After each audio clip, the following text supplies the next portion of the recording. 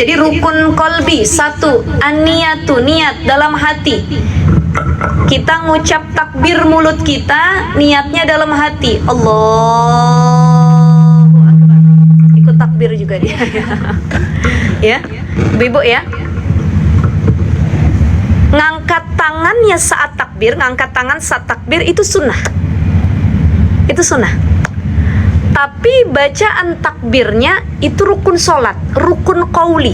Jadi tadi rukun qauli itu ada 5. Takbiratul ihram, yaitu baca Allahu Akbar.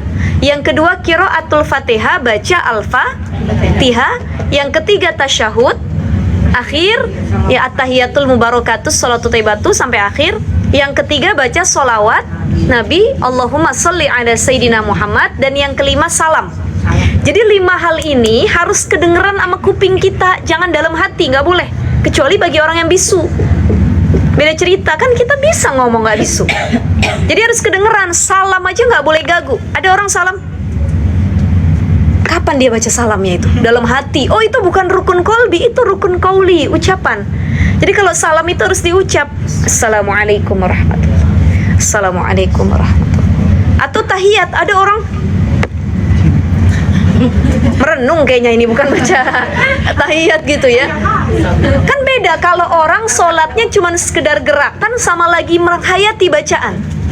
Berarti kalau dia sedang menghayati bacaan, dia faham rukun sholat, dia faham rukun qauli, rukun fi'li, rukun qalbi. Oh, dia faham rukun qauli tadi tahiyat, at-tahiyatu katus. Assalamualaikum. Assalamualaikum. Kedengeran sama kuping kita. Tapi kalau yang diem aja saya bingung tuh, nggak tahu itu bagaimana ceritanya ya. Jadi seperti itu. Fatihah pun begitu, ya. Nah, kalau surah pendek dia mau terucap atau mau dalam hati tidak masalah. Yang penting Fatihahnya harus terucap gitu.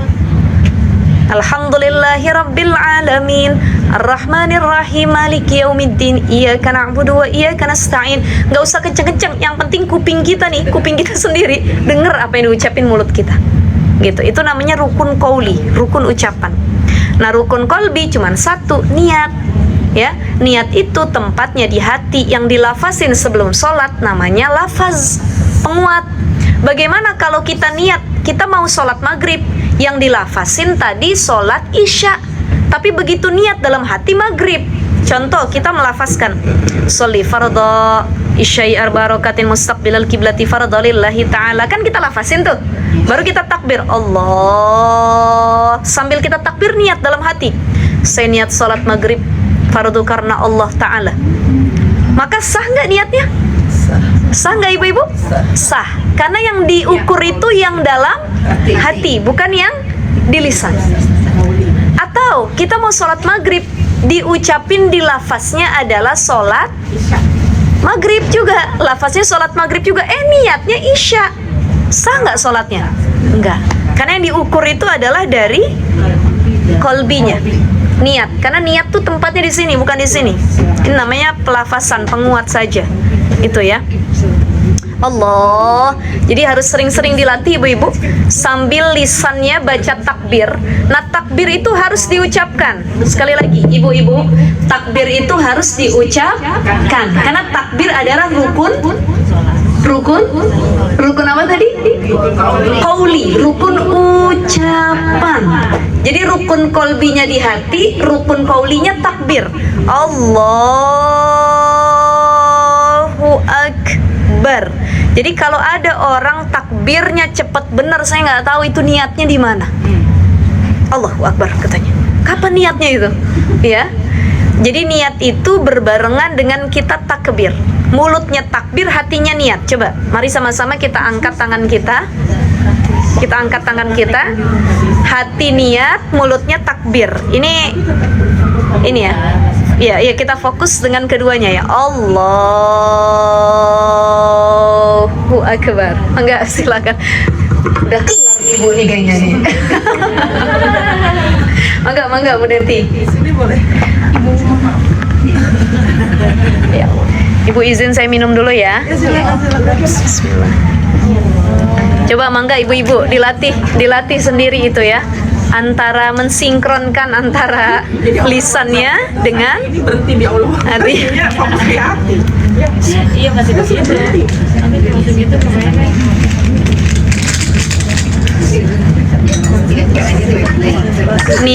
Niat sholatnya Allah, niat ibu-ibu sekalian, niat sholatnya itu afdolnya menggunakan bahasa Arab. Usolli fardhu subhi rakataini mustaqbilal qiblati adaan lillahi ta'ala. Tapi pun kalau menggunakan bahasa Indonesia nggak masalah gitu. Atau gini, kemarin kan saya sudah bahas ya apa saja yang masuk dalam kategori niat, tapi kita ulang lagi sekarang. Niat itu mencangkup 3, qasdu, ta'yin, dan fardiyah ya. Qasdu, ta'yin, dan fardiyah. Yang penting 3 itu sudah mencangkup, maka itu sudah sah gitu ya. Niat itu terbagi 3 cangkupan: qasdu, ta'yin, dan fardiyah. Qasdu, ta'yin, dan fardiyah.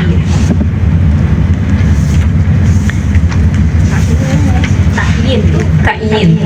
Qasdu, ta'yin, dan fardiyah ya. Apa qasdu itu? Usolli itu qasdu.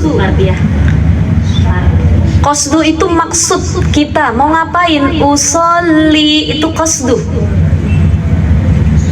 Nawaitul wudu'a, niatnya mau ngapain? Maksudnya ngapain? Wudu. Makanya nawaitul wuda. Nawaitu shauma ghadin, niatnya ngapain?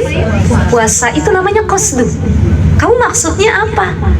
Kita cuma nawaitu doang. Ya nawaitu apa gitu ya.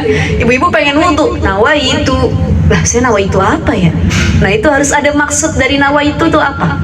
Ya, ini kita maksudnya apa? Usolli, saya mau sholat. Oh, sholatnya sholat apa? Ta'yin, ya. Fardiyah, ta'yin, qasdu, fardiyah, baru ta'yin. Usolli fardhu, oh sholat fardu tadi, fardhu ya. Sholat wajib. Sholat wajibnya yang mana? Kan ada 5 sholat wajib. Ya, harus dipilih salah satu. Usolli fardhu subhi, subuh. Oh, yang dimaksud sholat subuh. Yang penting 3 ini udah kecangkup, udah aman niatnya. Usolli fardhu subhi. Udah ya. Usolli fardhu subhi. Nah, itu sudah mencangkup niatnya tadi ya.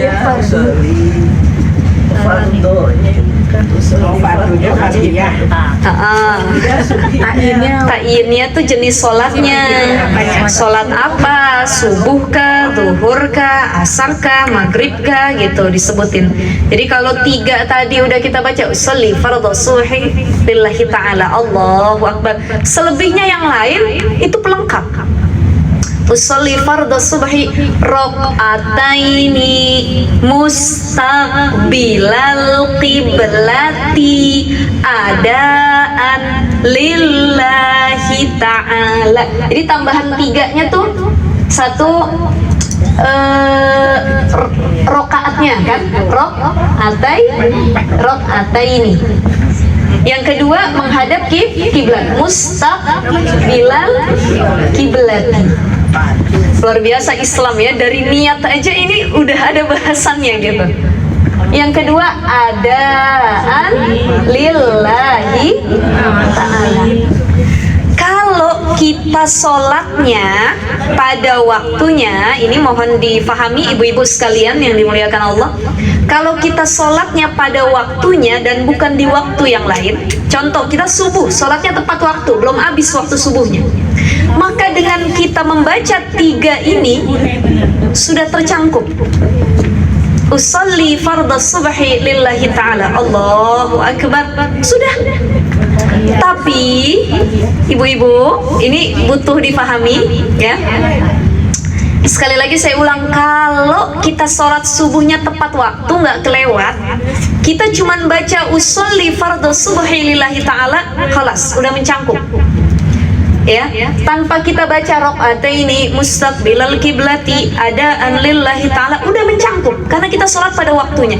Tetapi yang jadi perbedaan kalau kita sholat dan waktu sholat itu udah habis. Kita sholat subuh bangun jam 8 dirapel sama duha, ya. Sholat duhanya, saya sholat subuh dirapel sama duha deh, ya. Dia sholat jam 8 pagi itu udah habis belum subuhnya? Sudah, karena batas waktu subuh habis adalah terbit matahari. Kalau matahari sudah terbit, maka waktu subuh sudah habis. Dan kita bukan lagi adaan lillahi ta'ala, tapi qadaan lillahi ta'ala. Tinggal ditambahin usolli fardha subhi qadaan lillahi ta'ala. Allahu Akbar. Itu kalau mau simpelnya. Tapi ustazah enggak, saya maunya tuh lengkap. Ya mangga, itu sangat bagus, malah sangat sempurna. Usolli fardha subhi rak'ataini mustaqbilal kiblati. Kalau sholatnya tepat waktu, adaan lillahi ta'ala. Kalau sholatnya bukan pada waktunya atau waktunya habis, usolli fardha subhi rak'ataini mustaqbilal kiblati qadaan lillahi ta'ala. Sudah kita pahami sampai sini, ibu-ibu? Ya, di qasdu, ta'yin dan fardiyah. Ini berlaku pada sholat fardu, sholat wajib yang 5. Sholat fardu yang 5. Fardu yang 5 ini. Ya, ini qasdu, ta'yin, fardiyah. Bagaimana kalau pada sholat sunnah?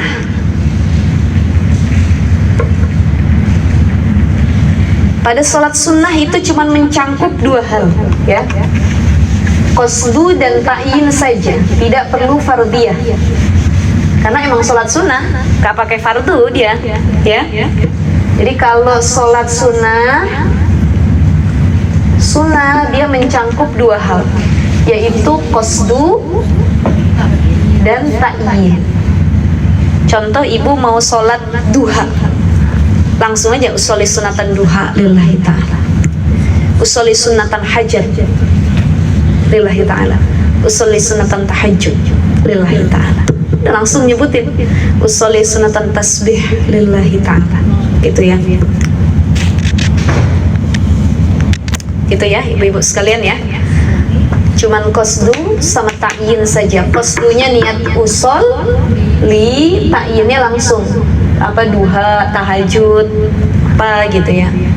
Sholli sunatan witir lillahi ta'ala. Udah, seperti itu. Atau enggak sholatnya sholat sunnah mutlak, bukan duha, bukan tahajud, bukan hajat, bukan istighfar, sholli sunatan lillahi ta'ala. Itu namanya sholat sunnah mutlak. Ya, sholli sunatan lillahi ta'ala. Ya Allah, saya niat sholat sunnah. Atau sunnah habis wudhu, sholat sunnah mutlak juga tuh. Kita habis wudhu pengen sholat, ada orang yang rajin bener, saking habis wudhu aja dia sholat sunnah. Allah, sholli sunatan lillahi ta'ala, sholat sunnah mutlak. Itu ya. Ya seperti itu ibu-ibu. Ini baru perkara niat. Panjang ya. Baru niat nih. Jadi satu rukun qalbi dalam sholat adalah niat, dan niat tempatnya dalam hati. Rukun sholat yang kedua adalah takbir, Allahu Akbar. Takbir, ngucap takbirnya adalah rukun, ngangkat tangannya adalah sunnah. Jadi kalau ada ibu ngeliat orang kayak gitu, Allahu Akbar, dia langsung. Nah, karena ngangkat tangannya itu sunnah, tapi kalau baca takbirnya itu rukun, wajib. Allahu Akbar. Ya. Dan ada syarat-syarat juga dalam pengucapan takbir. Ya. Pada pengucapan takbiratul ihram, kita masuk di bahasan takbiratul ihram ya.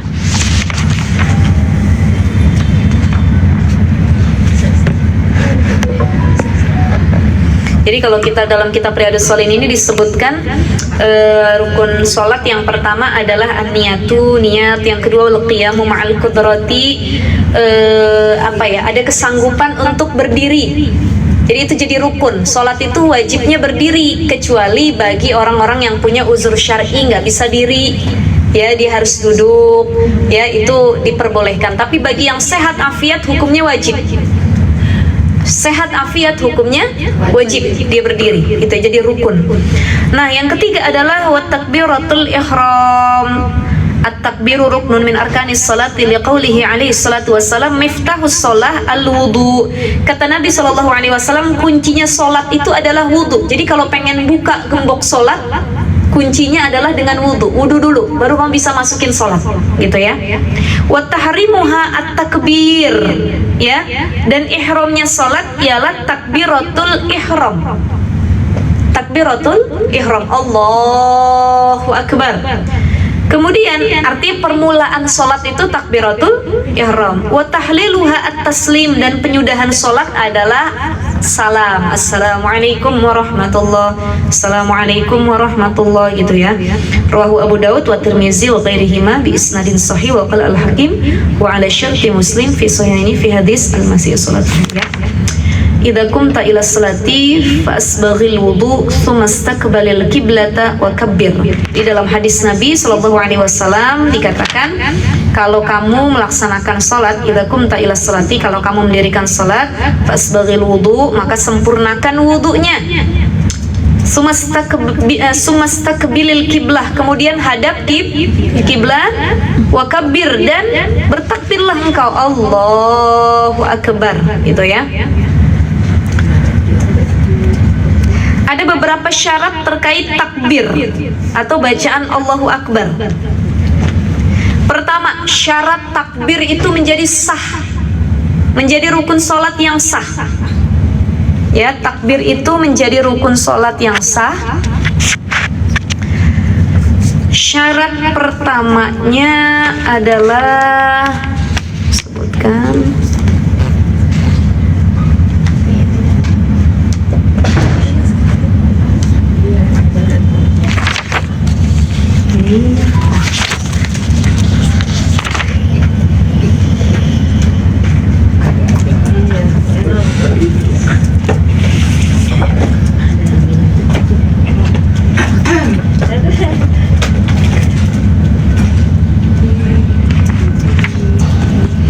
Ya, baik. Syarat takbir yang pertama adalah bacaan atau harus menggunakan lafaz bahasa Arab. Allahu Akbar bil ghatil arabi, dengan bahasa Arab. Allahu Akbar. Nggak boleh mentang-mentang kita orang Indonesia diganti pakai bahasa Indonesia. Allah Maha Besar. Nggak boleh. Atau dia orang Sunda, Gusti Allah Nu Agung. Nggak boleh tuh, nggak boleh ya. Atau bahasa kalau orang Betawi apa? Allah Maha Besar itu. Allah gede banget. Gitu kan. Oh, itu nggak boleh tuh diganti-ganti bahasa-bahasa kita ya. Atau ya dia karena pengen ke Inggris-Inggrisan atau ke Western-Westernan, dia pakai bahasa Inggris gitu ya. Wah, nggak boleh. Jadi harus bilughatil arabi, dengan bahasa Arab. Allahu Akbar. Mau bahasa kamu apapun, kembalinya Allahu Akbar pakai bahasa Arab. Ini syarat yang pertama. Karena Rasulullah sallallahu alaihi wasallam idza istaftaha as-salata istiqbalal qiblah wa rafa'a yadayhi wa qala Allahu akbar. Rasulullah, ini dari Abu Humaid As-Sa'idi radhiyallahu an. Rasul itu kalau beliau membuka sholat, memulai sholatnya selalu menghadap kiblat, mengangkat kedua tangannya, dan beliau pasti mengucapkan Allahu akbar, gitu ya.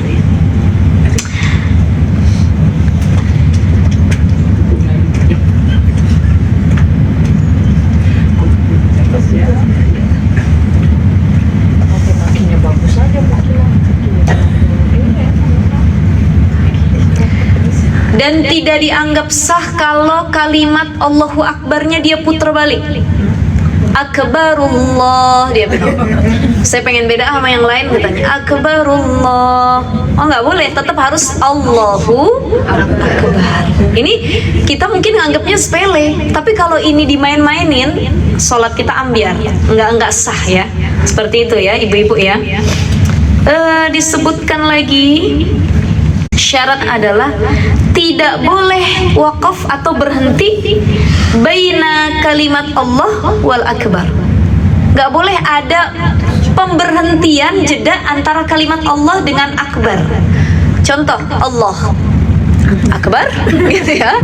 Itu kan kayak main-main. Allah akbar gitu. Oh, itu nggak boleh, tapi harus berkesinambungan. Allahu Akbar. Gitu. Ya. Jadi ini nggak boleh kita sepele, tapi harus diperhatikan betul. Ini harus diajarkan juga sama anak-anak. Nah, kalau anak-anak mungkin mereka belum paham ya, atau masih banyak yang main-mainin gitu. Ini harus diperhatikan betul. Syarat ketiganya tidak boleh menambahkan satu huruf pun yang boleh menambah makna takbir. Contoh, Allah. Ini kan Allah nih ya. Allah kan panjangnya harus di lamnya ini. Allah panjangnya kan? Hu akbar. Tapi ini yang dipanjangin alifnya. Allahu akbar. Nah, itu tidak boleh. Atau hu-nya yang dipanjangin. Allahu akbar. Nggak boleh juga. Tapi mana yang dipanjangin? Lam jalalahnya. Allahu akbar. Gitu. Syarat keberapa itu ibu-ibu? Yang ketiga, syarat keempat itu takbir harus dibaca dengan sempurna pada waktu berdiri tegak. Ya, jadi kata orang itu baca takbirnya dengan menunduk atau ruku gitu ya, nggak sah itu dia, kan main-mainin. Jadi harus dalam keadaan tegak. Sekalipun dia duduk dalam keadaan tegak. Jadi nggak boleh. Allahu Akbar itu nggak boleh. Ya, tidak ada kesungguhan gitu. Allahu Akbar gitu. Kemudian lagi syarat kelimanya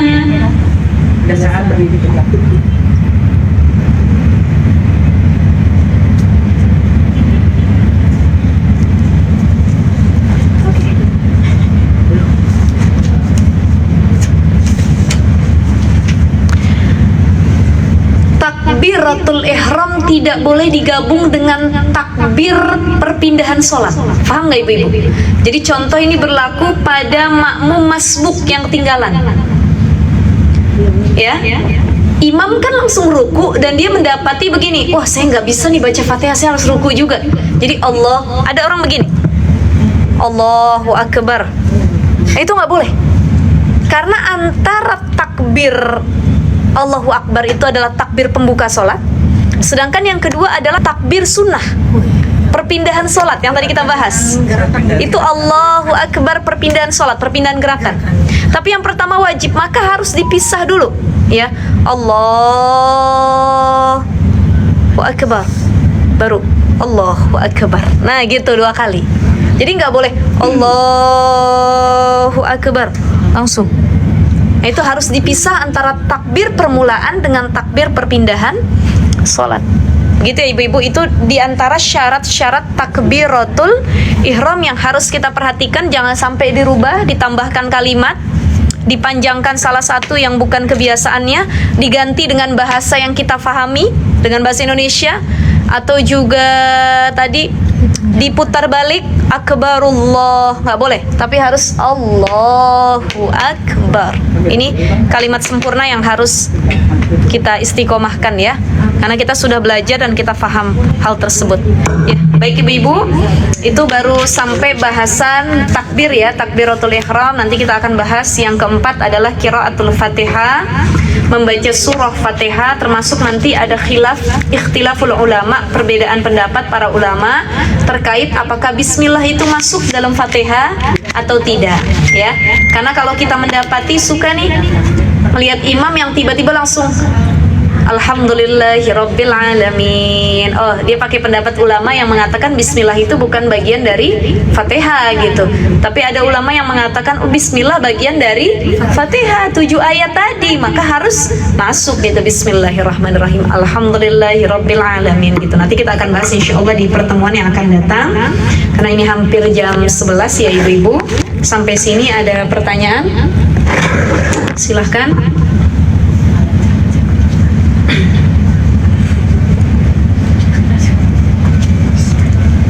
Baca Al-Fatihah dalam sholat apa harus pakai ta'awuz? Silahkan, tadi pakai ta'awuz itu hukumnya sunnah gitu ya ibu-ibu ya, tapi baca Fatihahnya hukumnya wajib, rukun gitu. Jadi a'udzubillahi minasyaitonirrajim itu sunnah apa tadi?